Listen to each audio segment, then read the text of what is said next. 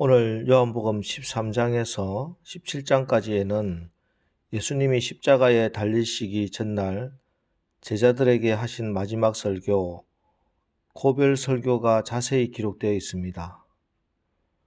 요한복음에는 사랑하라는 말씀이 56번이나 나옵니다.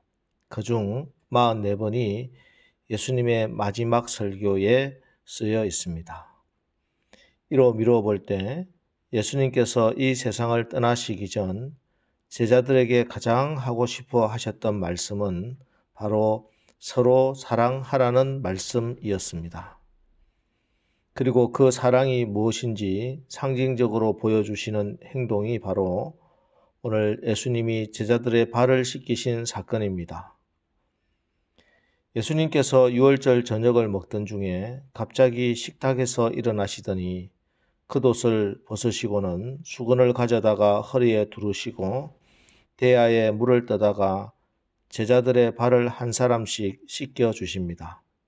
수건으로 닦아 주십니다. 베드로의 차례가 되자 예수님을 막았습니다. 주께서 제 발을 씻으시렵니까? 못하십니다. 제 발만은 절대로 영원히 씻지 못하십니다. 그러자 우리 주님께서 베드로에게 말씀하십니다. 내가 너를 씻어주지 아니하면 네가 나와 상관이 없느니라. 이 말씀에 베드로가 주님 그러시면 내 발뿐 아니라 손과 머리도 씻어 주옵소서. 그러자 예수님은 이미 목욕한 자는 발밖에 씻을 필요가 없느니라 온 몸이 깨끗하다 이렇게 말씀해 주십니다. 그리고 예수님께서 이렇게 제자들의 발을 다 씻기신 후에 내가 주와 또는 선생이 되어 너희 발을 씻었으니 너희도 서로 발을 씻어주는 것이 옳으니라 이렇게 말씀하십니다. 그렇습니다. 저와 여러분 그 누구라도 예수님의 발 씻기심의 섬김을 받지 않는다면 우리는 예수님과 아무런 상관도 없는 자가 되고 맙니다. 그러므로 자격 없지만 부끄럽기 짝이 없지만 체면조차 없지만 그럼에도 불구하고 우리는 예수님의 발 씻겨 주심을 거부하지 말고 감사함으로 믿음으로 받으시기 바랍니다. 그리고 우리도 꼭 서로의 발을 씻어 주어야 합니다. 이것이 옳은 것입니다. 자, 그럼 이 발을 씻어 주신다, 발을 씻어 준다, 이 무슨 뜻인가? 오늘 예수님께서 말씀하신 이 발을 씻기는 것은 죄를 씻어주는 일이었습니다. 제자들의 죄를 씻으시려고 예수님께서 베드로의 발도 씻으신 것이고 안드레의 발도 씻으신 것입니다. 우리 예수님은 오늘도 구원받은 우리의 죄를 씻겨주십니다. 요한일서 1장 9절 만일 우리가 우리 죄를 자백하면 그는 미쁘시고 의로우사 우리 죄를 사하시며 우리를 모든 불의에서 깨끗하게 하실 것이요. 우리는 예수님을 믿을 때 이미 속죄함을 받고 깨끗해졌지만 이 발 씻는 죄를 씻는 일은 계속 필요합니다. 우리가 예수님과 함께 십자가에 죽고 예수의 생명으로 살게 되므로 심판을 받거나 죄의 종노릇 하지 않게 되었지만 우리 안에 죄성이 완전히 사라진 것은 아니기 때문입니다. 그래서 날마다 우리는 주님 앞에 나와서 우리의 자범죄를 회개하고 자백하여 우리의 모든 불의를 깨끗하게 씻김받아야 할 줄 믿습니다. 그런데 예수님께서는 예수님만 우리의 허물을 씻어주시는 것이 아니라 우리도 서로 죄와 허물을 씻어주어야 한다고 말씀합니다. 그래서 주님이 말씀합니다. 너희도 서로 발을 씻어주는 것이 옳으니라. 우리 성도들 사이의 관계는 때문에 서로 발을 씻어주는 관계여야 서로 용서하는 관계여야 한다는 것입니다. 여러분, 다른 사람의 발을 씻어본 경험이 있습니까?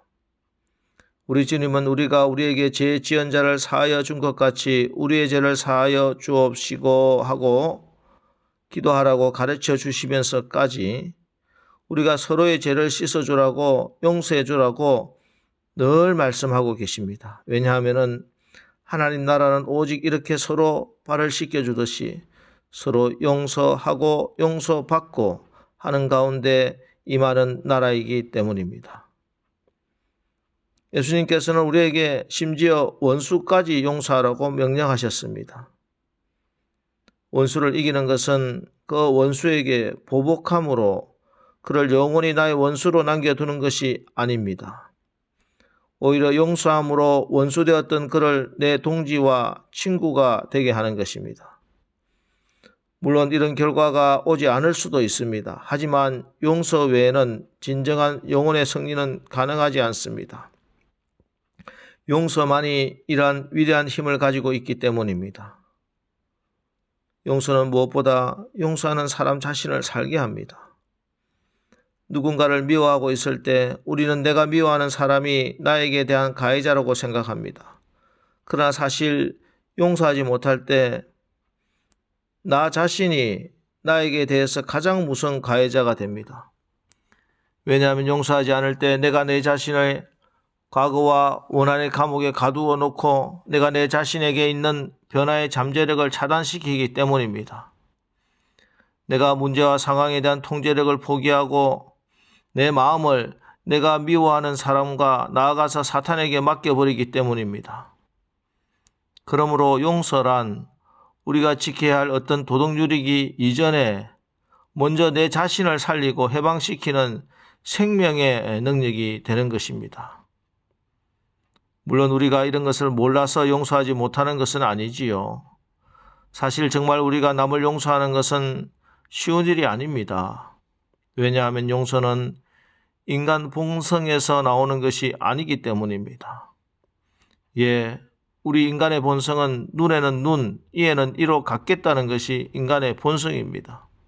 아니, 한 배로 받았으면 10배로 갚아주겠다. 이게 인간의 본성이지요.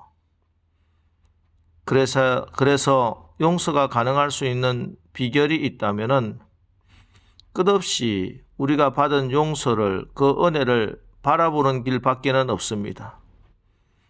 누구든지 나에게 잘못한 사람의 잘못만 생각한다면 그 사람을 바라본다면 용서해주기 어렵습니다.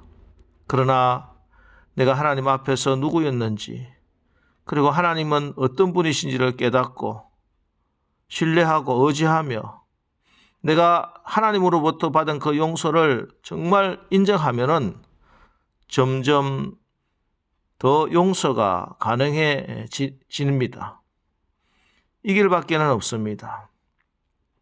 이것이 관계 회복이요 하나님 나라를 임하게 하는 능력이 되는 것입니다. 이 능력이 점점 증대되면은 이제 다른 사람의 죄를 위해서 내가 중보하면서까지 기도할 수 있는 자리에까지 나갈 수 있습니다.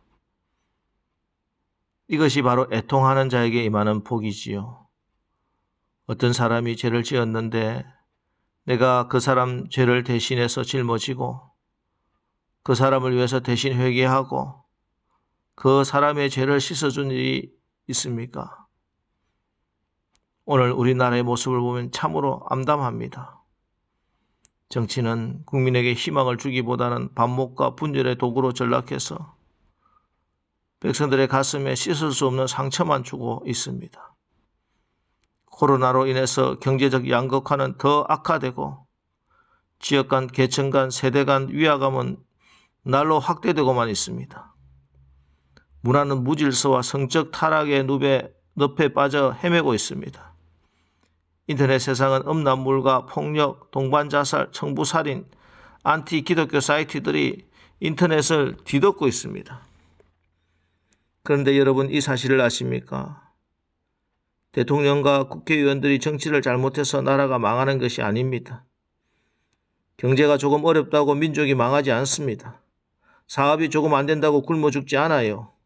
문제는 나라를 위해서, 우리 공동체를 위해서 애통하며 기도하는 사람이 없으면 하나님께서 하늘 문, 역사의 문을 닫으십니다. 그날이 바로 우리 민족이 망하는 날이 되겠지요. 우리가 십자가 찬송하지만 남의 발을 씻어본 자라야 주님의 십자가 은혜를 바로 깨달은 사람입니다. 사실 우리 모두는 서로 도움이 필요합니다. 다른 사람을 정죄하고 판단하고 미워하고 떠나기를 원하는 것은 결코 십자가의 진정한 은혜를 경험하지 못하게 합니다. 오늘 새벽 주님의 피 흘리심의 은혜를 바라보면서 주님이 우리의 발을 씻어주셨듯이 우리도 서로의 발을 씻어주는, 용서해주고 또 더 나아가 다른 사람의 죄 때문에, 이 민족의 죄 때문에 내가 가슴을 찢으며 회개하고 중보할 수 있는 그런 새벽기도 시간 되시기를 주님의 이름으로 축원합니다. 기도하겠습니다. 하나님, 우리가 주님께서 살을 찢으시고 피를 흘리시면서 나에게 주신 구속의 은혜를 잊고 살지는 않았습니까?